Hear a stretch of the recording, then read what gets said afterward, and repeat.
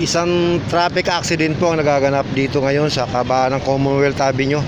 Mga motor po nagkasagian.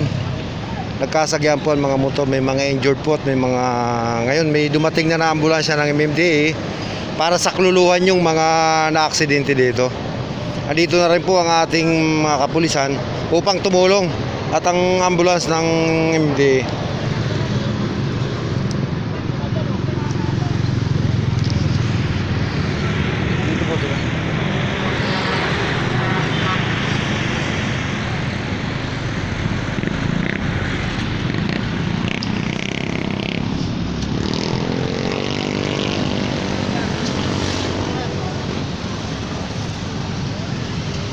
Ingat po tayo lalo na po sa mga nakamotorcycle.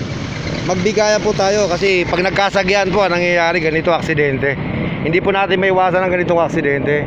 Kaya para sa mga kapwa ko motorcycle riders, ingatan po natin magdikit-dikit lalo na po sa ganito, nasa mabilis na takbo, nasa 60 km mas mahigit pa dito po sa kabahan ng Commonwealth Avenue.